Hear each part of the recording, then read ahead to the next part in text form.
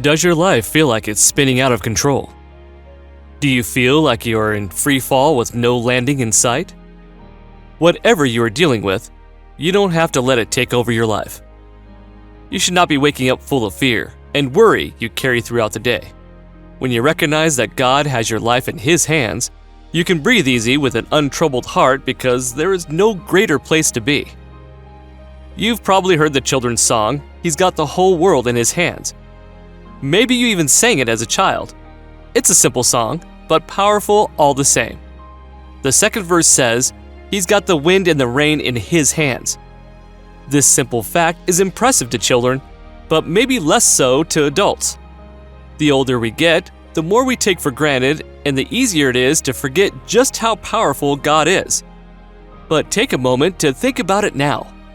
God controls every gust of wind, from the lightest breeze to the worst tornado. Every time you step outside, you are breathing in the air that God gave you. And every raindrop, every snowflake, every flash of lightning, all comes from Him.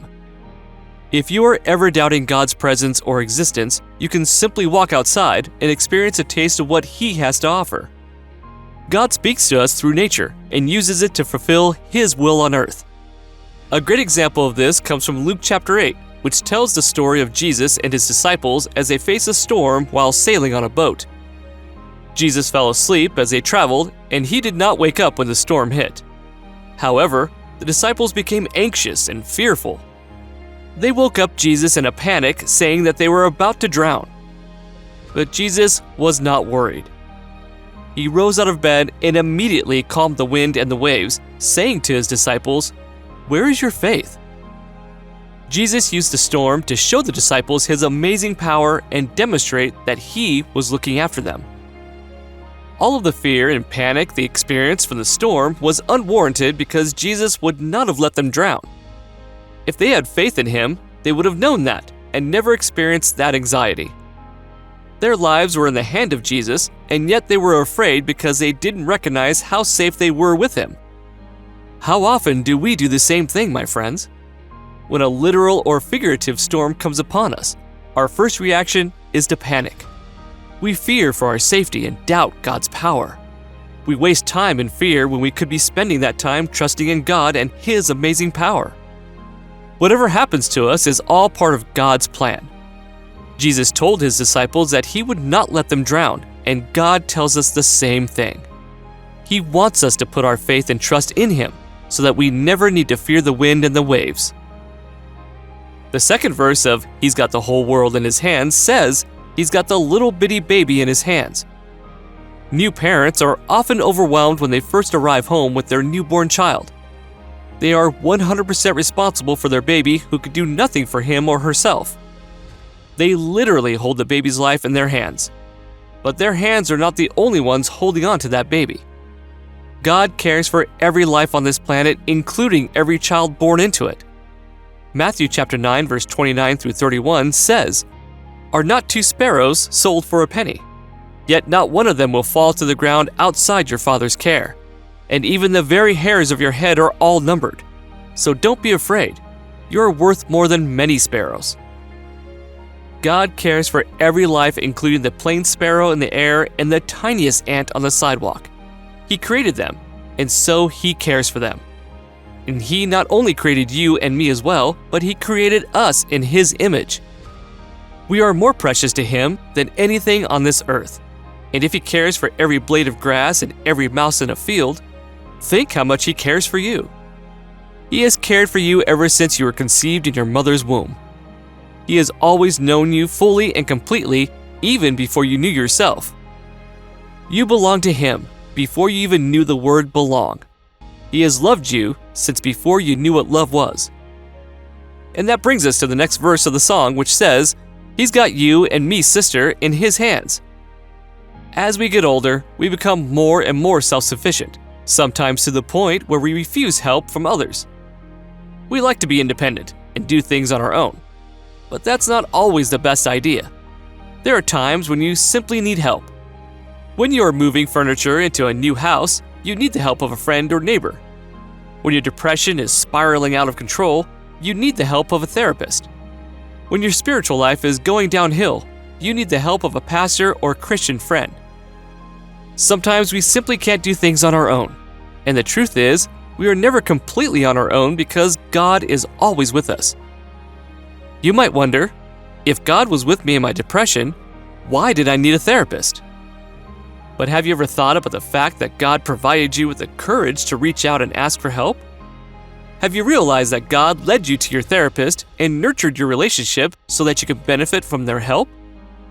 God works in all kinds of ways, such as through nature and through other people.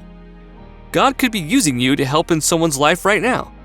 Just because you can't see God working in your life, that doesn't mean that He isn't. The book of Esther provides a great example of this. God is never mentioned in the book, and yet we can clearly see His hand in Esther's life. He guided Esther in her attempts to win the king's favor and caused Esther to become the new queen. Esther's natural beauty given to her by God gained her the attention of the king. Her relationship with Mordecai enabled her to hear about the king's plan to annihilate the Jews, and her status as queen gave her the ability to speak to the king and plead for her people. God gave her the courage she needed and the right words to speak when she appeared before the king. Before Esther was even born, God had plans for her, and her life was always in His capable hands. She was never left without His aid. The last verse of He's got the whole world in His hands says He's got everybody in His hands. It doesn't matter who you are, where you are, or what you are doing. God has got you in His hands. Even when we turn away from God, He continues to love us. He wants nothing more than His people to love and trust in Him. If you are far from Christ, He wants you near. In New Testament times, it was considered unlawful for Jews and Gentiles to associate with one another. But in Acts chapter 10, God sent Peter a vision and told him not to call anything unclean that God had made clean. Soon afterwards, Peter was sent for by a Gentile named Cornelius, who had been instructed by God to invite Peter to his home. Peter accepted the invitation even though he was a Jew and society dictated that he should not associate with Gentiles. Cornelius called together his family and friends and asked Peter to speak to them. Verse 34 and 35 says, "Then Peter began to speak. I now realize how true it is that God does not show favoritism, but accepts from every nation the one who fears Him and does what is right." The Jews thought they were the only ones who could be saved by Jesus because they were God's chosen people. But God made it clear that Jesus died for everybody, and that everybody has access to heaven as long as we serve and worship Him. This doesn't simply apply to Jews and Gentiles.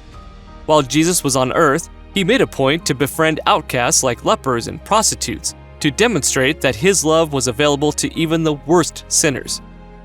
If you are in a place where you have turned away from God and think that He will not care for you anymore, flip through the Bible. You'll read about people who have done much worse things than you, and yet, when they asked for forgiveness, God granted it. Just because you stop loving God doesn't mean that He will stop loving you. Just because you abandon Him doesn't mean that He will abandon you. He is always watching out for us. When you turn to Him and accept His love and care, your troubles will seem much more manageable. You can breathe easier knowing that God is in control and that He works everything out for the good of those who love Him. Every single thing that happens in your life, the good, the bad, and the ugly, is all controlled by God.